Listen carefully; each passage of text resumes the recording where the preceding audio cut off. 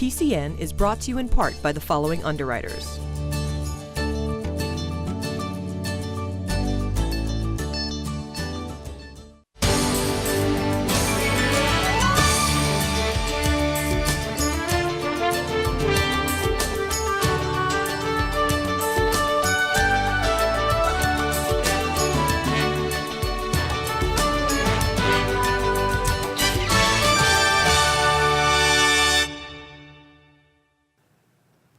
Coming up this week on PACTV Community News, we visit the Chamber's Legislative Breakfast to hear from our representatives.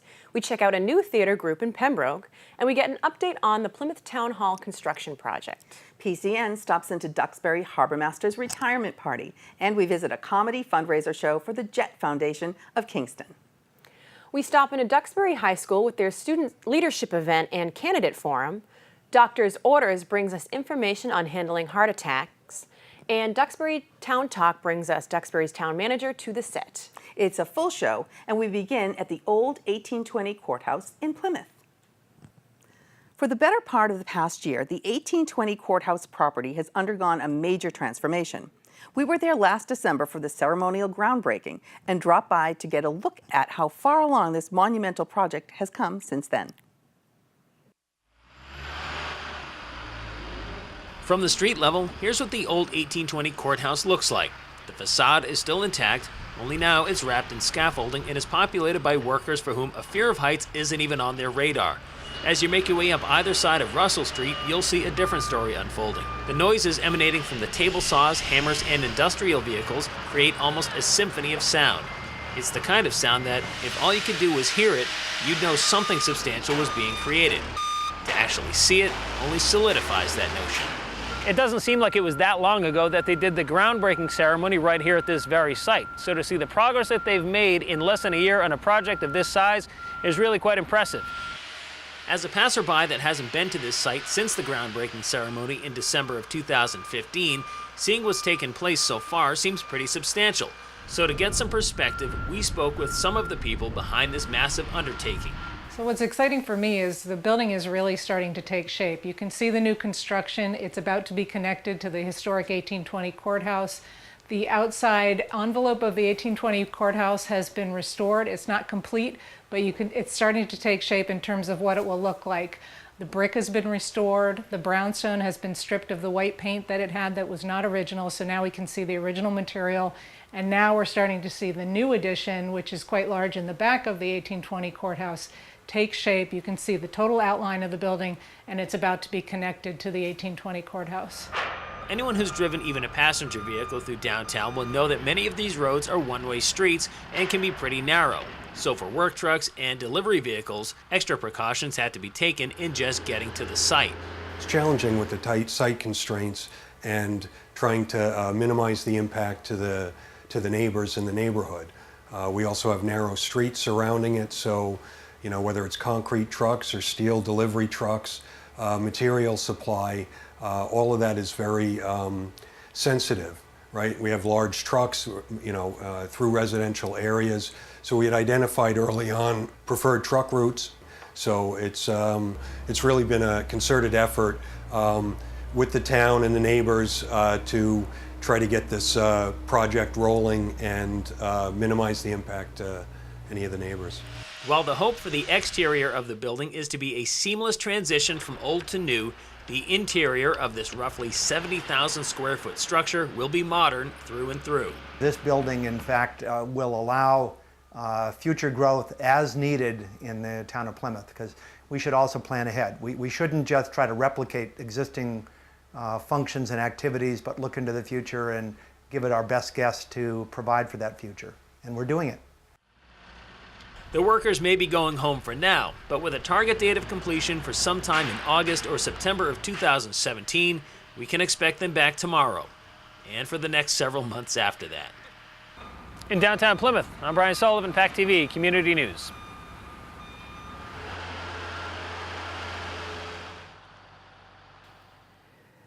The Duxbury High School and the Duxbury Senior Center collaborated to bring students, seniors, and the candidates running for office together for a local forum. PCN stopped in to get you the story. We're We're here today to have a forum, meet the candidates at the Performing Arts Center on the Duxbury High School campus. And we have, the Duxbury Senior Center and the high school have collaborated together to bring the students, seniors, the community, and the candidates together for a local forum. So we have students from the AP Government class who have crafted questions for each of the candidates, and the journalism students will be taking over the social media platforms of the Duxbury Senior Center and tweeting and Facebooking in live time, real time here. We have a hashtag for our voters to use. I love community, I love local, I love seniors and students, lifelong learners, being civically engaged, and I am very grateful that I have the ability to vote as a woman, and I want to empower students to vote and for students to take elections seriously, particularly in this crazy national campaign. So it's wonderful to bring it down local and to have a program with civility and to inform, educate, guide, and empower our seniors, our students, and our community to be civically engaged and to vote. I'm very happy to be here. I want to speak out on this issue because it's very important to me and all seniors and future seniors. It's the best piece of legislation passed in this country. And it was implemented again in 1935. The generations working pay for the next generation, and then it keeps working. We've never had a problem with it, and now we are hearing a lot of different criticisms, but we know that it works, and I hope it will continue to work. So it's important for students to learn these skills because I have two sons who are students at St. Anselm College, and they are both politics majors, and they both have had wonderful hands-on real-life experiences at the New Hampshire Institute of Politics. So I have seen my two sons grow and evolve and develop meaningful skills, employment skills, all kinds of skills, working with the media and working with candidates and learning about government and becoming civically involved. I would say that it is a privilege to have the right to vote, and that's not something that I don't think any of us should take for granted in our country. There are so many people around the world that do not have the right to vote, and so I hope that each and every person, 18 years and over, uses their right and privilege and vote. It's so important that we are civically engaged and we exercise our right to vote. So.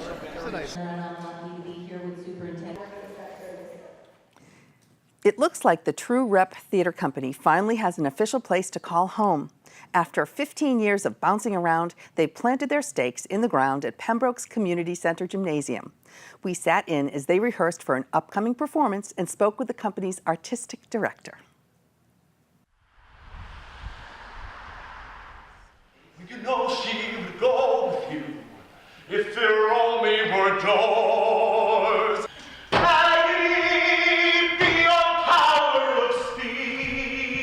The theater company itself has actually been around since 2001, and we've been moving sort of from town to town for the last 15 years. Pembroke is actually where I grew up. I lived here for about 35 years, and had decided last year we were looking for a new space and decided to come to Pembroke because we were really looking for a town that really didn't have a lot going on in terms of the arts. We put some feedback, well, we got some feedback from the town, and the town was very enthusiastic about having a theater company in Pembroke, so that's where we came. I'm fortunate to have a production staff of about 12 people that help in different aspects. But I am the founder of the company, I'm the artistic director, and I am actually the director for our current production of Into the Woods. So I'm wearing all three hats at the moment. Right now, we're actually staging. We're continuing to stage. So it's all in terms of placement and where people are on the stage. at a given time. This show in particular is challenging because it's a larger cast and people are constantly on and off the entire show. The show in a nutshell is about all the different fairy tales that you remember from when you were a child, although it's not necessarily a children's show. In particular, Act 2 gets fairly dark. So it's really more of an adult show. I think, you know, if you're an 11 or 12-year-old, it might be appropriate, but maybe not below that age. And what happens is all of these different characters from all these different fairy tales start to collide in the woods. And I think one of the biggest themes of the show is about people, what their wants and what their desires are. And are the things that they're really searching for in life the things that they really want? I think whether you're talking about a city or a town or whatever the case is, I think the arts are incredibly important and should be supported.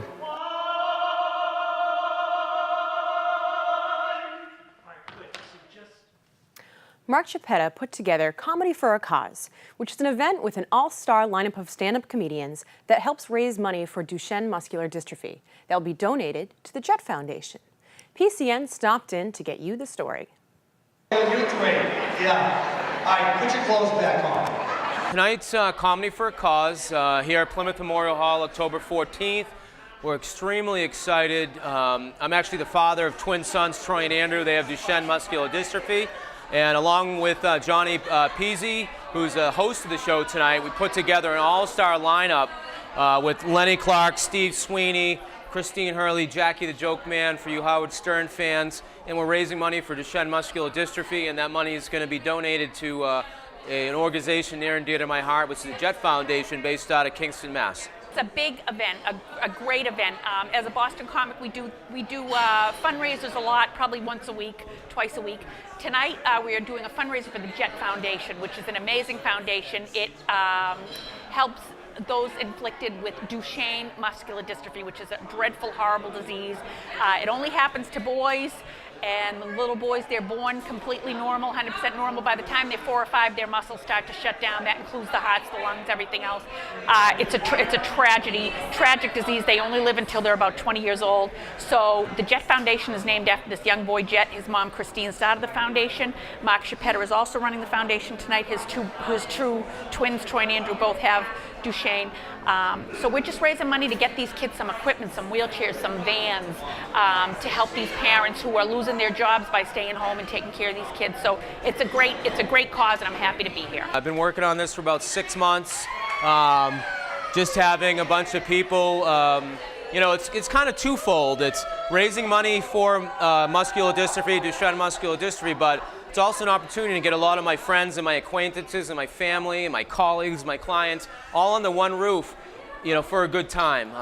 You know, I've done several fundraisers for 20-something years, and my whole method is to entertain people when I raise money. So with the likes of Lenny Clark and you know, I mean, everyone's going to have a blast tonight.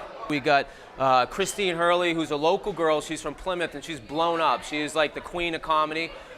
We have Jackie the Joke Man Martling. We have Steve Sweeney, who's another legend. We got Jerry Thornton from WEEI.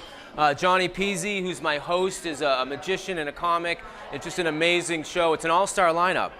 Being a stand-up comic, that's the best job in the world. It's a dream come true. I mean, I always tell people, you know, my mouth is my office. It's always open.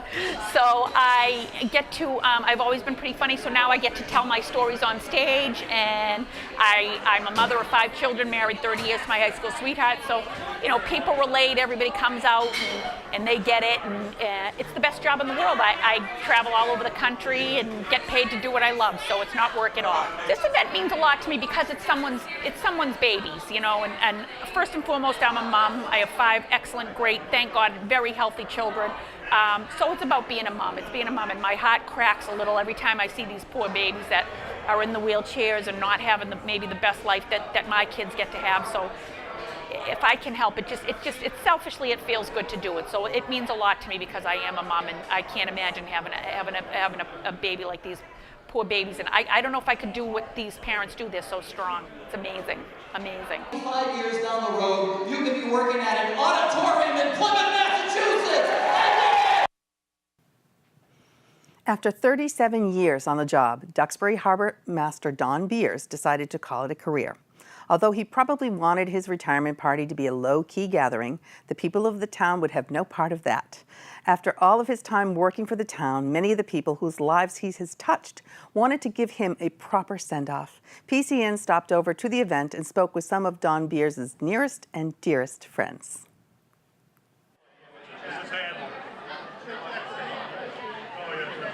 Don's certainly more than just a harbor master. He was a fixture, he was an institution. He is, in his role as harbor master, he was a lot of things to a lot of people. He was just a great friend. And we wanted to share our appreciation of him and that experience with us tonight. And we thought it was a fitting way to do it. And Don didn't want to do it. He did not want a public event. And so I said to Don, Don, it's not for you, it's for us. It's for us to have our chance to say thank you to him. So we're pleased to do it tonight. 16 years, there's a lot of stories that you could, come up with, but geez, when you think about it, I couldn't say anything in particular, but I do remember there was one day that Don and I were heading out in really, really bad seas. I mean, really bad. And somebody was in distress off I want to say it was just south of Farnham Rock. And Don, this is when we just got cell phones too, and Don picked up the phone, called his wife Amy, and said, Amy, I just want you to know I love you. And I've never been so scared in my life. So that was a really rough call, but it was a lot of fun when we got done. But yeah, that was my most memorable experience. I think his personality was such is that you could walk down to the harbor at any time, poke your head in the door and say, hi, Don, and he'd have a conversation. And I think that he reached out and touched so many people in this community in terms of affecting their lives in an area where everybody loves. Everybody loves the bay, everybody loves the beach. And he was, he's basically the godfather of that area, and he ran that area. And so he met a lot of people, made a lot of friends, and people have a lot of respect for him. It's that time of year, the annual Plymouth Area Chamber of Commerce's Legislative Breakfast. And with a major election days away, there was quite a bit to discuss. PCN stopped in.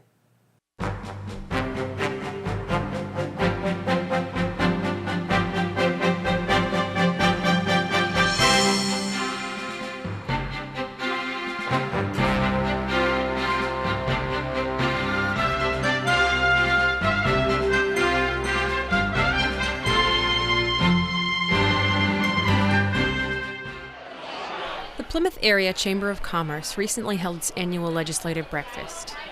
And every big election year, attendance surges and the state's biggest issues are on the forefront of everybody's minds.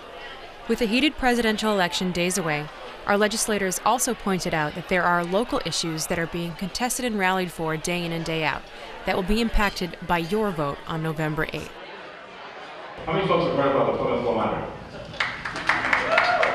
People know about this 400 commemoration that's going to be happening. And one of the good things that just happened here in the Commonwealth a few weeks back is the governor has appointed a 35-member state commission. There are many businesses, small businesses, bigger businesses that I represent, but clearly the cranberry industry and agriculture in general plays a very big role in our economy here in the Commonwealth of Massachusetts. Folks, I want to talk about something a little bit more local, and that is labor and workforce development. I think it's a major challenge and it's a major opportunity facing you, our business leaders, right now. So briefly in my time, I wanted to talk about a couple of major pieces of legislation that we did related to energy. I'm on the Energy Committee, and I know we've seen an explosion in green jobs in the last 5 years, and particularly here in Plymouth County, we really benefited from that. Though our state's politics are not as contentious as the national races, I'll tell you, the bipartisanship in our area is very different from other areas, and we get along so well. there is one ballot question that legislators feel a need to express concern about. Ballot question 4, the full legalization of marijuana. The best thing I can tell you is ask yourself, why is it that the governor are a Republican, the attorney general a mayor, the attorney general a Democrat, the mayor of Boston, the speaker of the House, 121 legislators, every district attorney, every sheriff, every major medical group, educational groups, business groups have come out, the chambers from across the Commonwealth have come out in opposition to this question.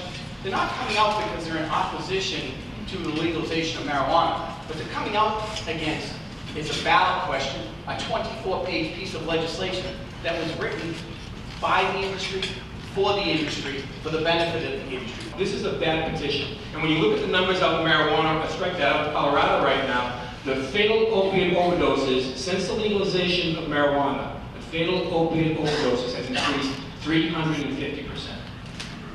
This answer should be no on this bill. Thank you. Issue at all. My suggestion, for what it's worth, is let's wait until we have more information. There's no need to rush into this. We're going to have more medical and scientific information forthcoming. Make your vote count. Election Day is November 8th. Reporting from Kingston, I'm Maureen Bates with the State House Report, PACTV Community News. Doctor's orders brings us to the emergency room at Beth Israel Deaconess Hospital in Plymouth to talk about heart attacks.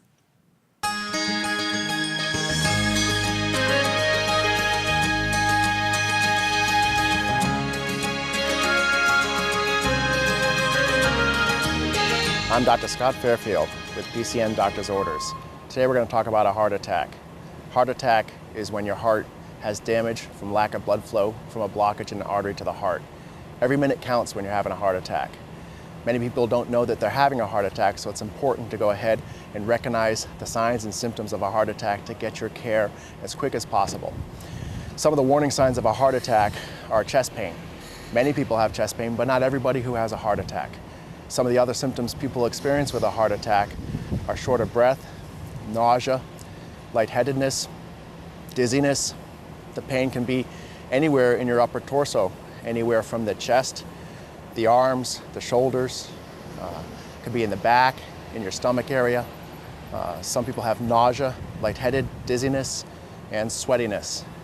The important thing about getting help with a heart attack is that every minute counts. Every minute with a heart attack leads to more damage of the heart. You want to call 911 immediately if you have any concern you're having a heart attack, because EMS can arrive to go ahead and start your treatment. They can diagnose your heart attack and make your care quicker. And every second counts with a heart attack, because every minute you're having one means more damage to your heart.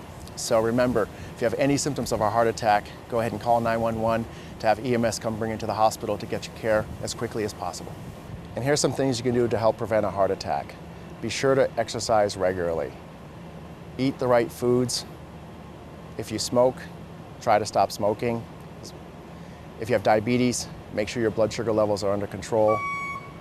Take the medications your doctor has prescribed for you. This has been PCN's Doctor's Orders. Thanks for watching. We are happy to have Duxbury Town Manager Rennie Reed join us on set today for Town Talk. Welcome back. Thanks for having me. I appreciate it. Okay, we have a lot to talk about. We do. The first thing, which is really exciting, is early voting. Early voting. Tell me how that's going in Duxbury. It is a screaming success. In spite of the screaming that's going on with the two candidates for presidential election, in spite of anybody's political agenda, early voting has been a huge success in Duxbury. We've already seen 28% of our voters vote, and out of 12,000, that's a lot of folks.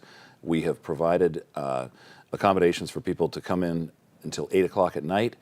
We've provided weekend voting. Yeah. It's been a remarkable success. Now, how did you decide to do that? Because I know a lot of towns are doing like 9 to 5 during the week. You can come in. What made you decide we're going to do weekends, we're going to do nights? Our town clerk, Susan Kelly, is a true innovator. In fact, she reached out to the Secretary of State's office early in the game and decided, okay, what schedule can we accommodate?